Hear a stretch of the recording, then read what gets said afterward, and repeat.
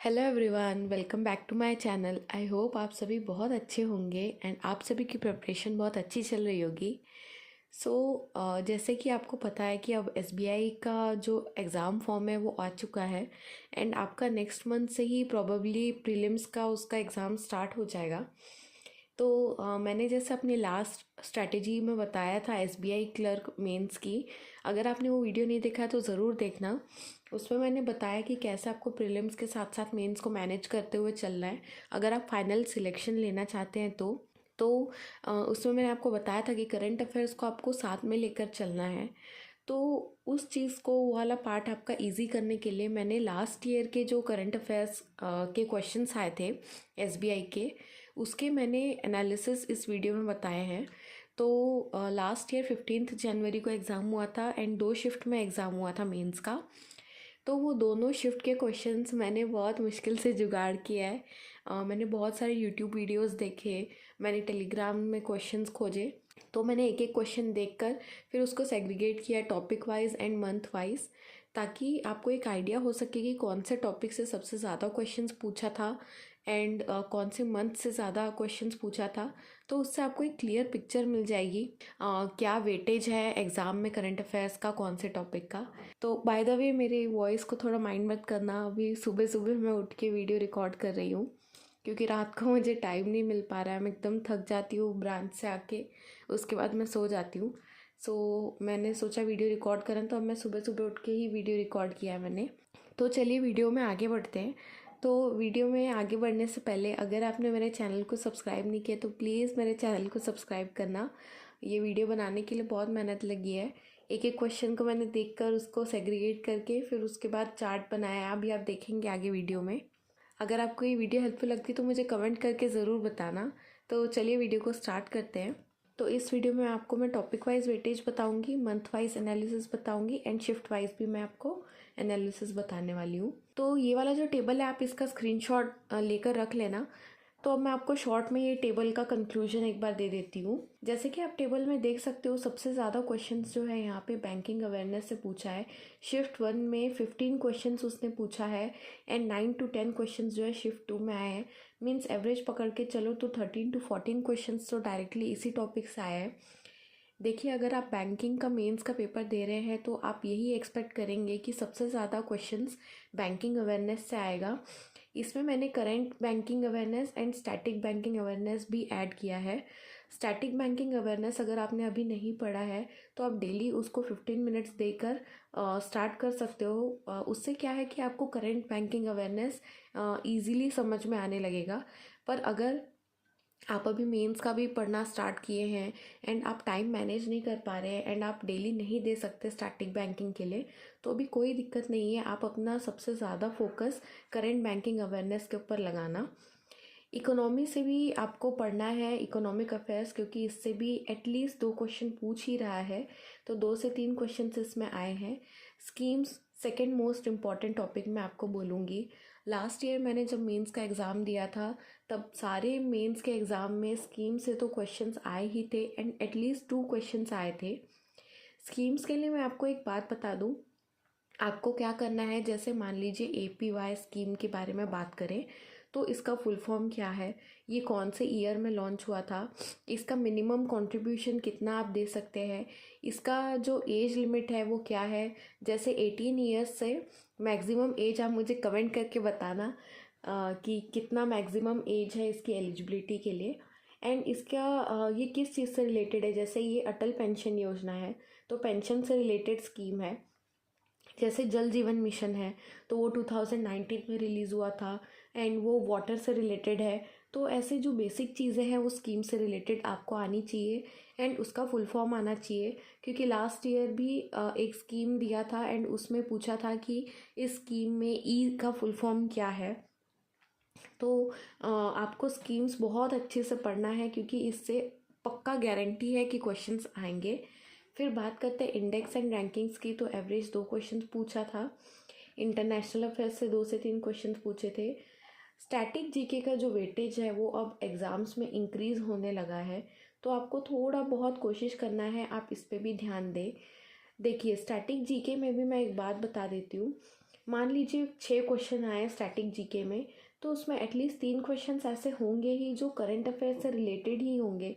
मान लीजिए current affairs में आया ताजमहल के बारे में, उससे रिलेटेड कुछ करंट न्यूज़ आई है, तो उसी से स्टैटिक पोर्शन का क्वेश्चन वो निकाल के ताजमहल का पूछ देगा। तो बेसिकली आप जब करंट अफेयर्स पढ़ते हैं तो उससे ही आपको स्टैटिक पोर्शन रिलेट करते हुए चलना है। कोई भी आपको लगता है कि हाँ ये स्टैटिक चीज़ें पूछ सकता है इससे, तो आपको उसको पढ़ना है। जैसे एक ऑबिचुअरी थी लास्ट ईयर, काफ़ी फेमस पर्सन थे वो, तो उनको क्या है नेशनल अवार्ड मिला था कुछ बहुत ही ज़्यादा इम्पोर्टेंट सा, मुझे भी याद नहीं है। तो एग्ज़ाम में ये आया था कि उनको कौन से ईयर में वो अवार्ड मिला था। तो वैसा थोड़ा बहुत आप स्टैटिक जीके आपको अवेयर रहना है इसमें, जैसे साइंस एंड टेक से रिलेटेड हो गया, या फिर बाकी जो यहाँ टेबल पे नहीं दिए हैं टॉपिक उनसे रिलेटेड। स्टेट से भी स्टेट रिलेटेड न्यूज़ भी एटलीस्ट 2 क्वेश्चंस आते ही हैं। स्पोर्ट्स से भी 1 क्वेश्चन आता ही है। 3 से 4 क्वेश्चन आए थे लास्ट ईयर। अपॉइंटमेंट से 1-2 क्वेश्चन आए थे। अब बात करते हैं एब्रीविएशंस की। देखिए बैंकिंग अवेयरनेस हो गया जैसे मैंने आपको बताया, उसके बाद हो गया स्कीम्स, उसके बाद जो है वो एब्रीविएशंस, ये भी बहुत ज़्यादा इम्पॉर्टेंट है, एंड इकोनॉमी से रिलेटेड न्यूज़। वैसे मैंने आगे आपको कंक्लूजन बताया है, पर एब्रीविएशन से अब हर मेंस एग्ज़ाम में एटलीस्ट 1 क्वेश्चन आता ही है। वो भी करंट अफेयर्स में ही कुछ एब्रीविएशन आया होगा, उसी का वो फुल फॉर्म पूछता है, या फिर बैंकिंग से रिलेटेड जो है एब्रीविएशन वो पूछता है।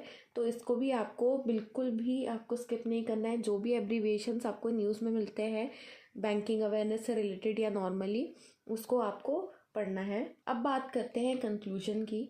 जैसे कि मैंने आपको बताया सबसे ज़्यादा क्वेश्चंस आपको बैंकिंग अवेयरनेस से पूछता है, स्कीम्स भी इम्पॉर्टेंट है, एब्रीविएशंस इम्पॉर्टेंट है। स्टैटिक पोर्शन से 5 क्वेश्चंस आते ही हैं, 5 से 6 क्वेश्चंस। बाकी अपॉइंटमेंट्स एंड अवार्ड से एवरेज में 2 क्वेश्चंस आते हैं। तो ये वेटेज आपको ध्यान में रखना है। ये कंक्लूजन इसलिए मैंने बताया कि ये टॉपिक्स तो आपको स्किप करना ही नहीं है। मीन्स कभी कभी ऐसा होता है जब टाइम मैनेज नहीं हो पाता, 1-2 टॉपिक आप छोड़ देते हो, पर इसमें से आपको नहीं छोड़ना है। अब बात करते हैं मंथ वाइज एनालिसिस की।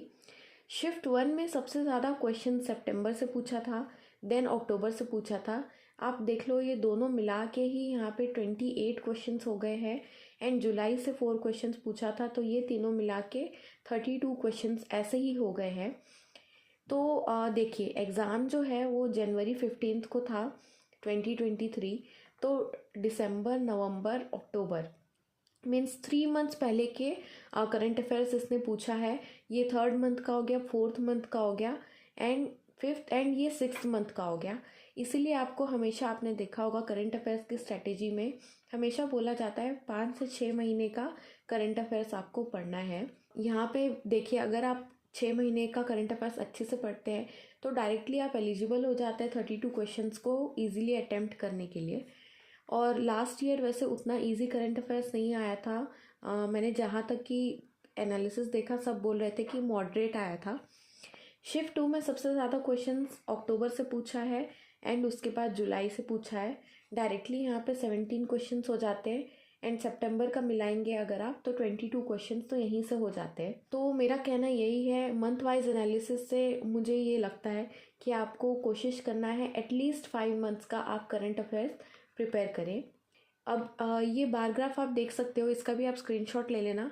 बस इसमें मैंने यही बताया कि सबसे ज़्यादा कौन से मंथ से क्वेश्चंस आया था, उसी से मैंने डाटा से ग्राफ बनाया है। देखिए सितंबर से सबसे ज़्यादा है, देन अक्टूबर से ज़्यादा है। ये शिफ्ट 2 का है, इससे भी आप स्क्रीनशॉट ले सकते हो। वैसे मैं करंट अफेयर्स की डिटेल स्ट्रैटेजी लेकर आऊँगी, पर कुछ इंपॉर्टेंट बातें हैं जो आपको ध्यान रखनी है। ये जो मैंने एनालिसिस बताया उससे सबसे मेन कंक्लूजन आता है कि आपको बैंकिंग अवेयरनेस पढ़ना है, सबसे ज़्यादा इस पे ही आपको फोकस देना है, क्योंकि आपको इससे 15 से 16 क्वेश्चंस आते हैं। इसमें आपको कोशिश करना है कि current banking and static banking दोनों पे आप ध्यान दे सके। उसके बाद है revision is the key. Revision जो है वो मोस्ट इम्पॉर्टेंट है।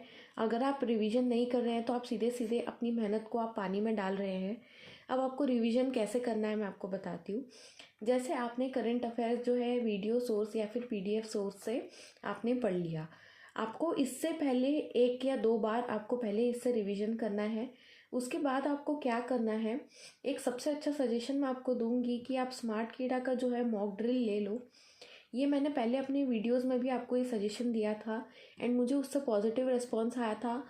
3-4 स्टूडेंट्स ने मुझे कमेंट करके भी बताया था कि उससे उनको हेल्प हुई है एंड उससे जो है अभी के एग्ज़ाम्स में काफ़ी क्वेश्चंस आ रहे हैं, ऐसा मैंने सुना है।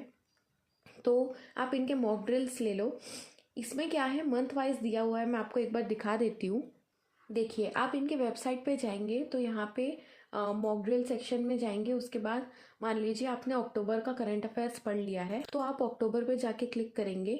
उसके बाद आप यहाँ देख सकते हो इसमें पीडीएफ फॉर्मेट भी दिया हुआ है, तो आप डायरेक्टली पीडीएफ डाउनलोड करके भी रिवीजन कर सकते हो, या फिर इनका जो ये क्विज फॉर्मेट है, बेस्ट तो यही मैं बोलूँगी आपको कि आप क्विज के फॉर्मेट में ही दो। इससे क्या है, ये जो है एग्ज़ाम पैटर्न से रिलेटेड लगेगा आपको, क्योंकि वहाँ पे भी आपको एमसीक्यू फॉर्मेट में मिलता है एंड आपके चांसेस ज़्यादा रहते हैं ऑप्शंस के बीच में कन्फ्यूजन होने के लिए। तो ये वाली इससे ज़्यादा अच्छे से प्रैक्टिस होगी आपकी।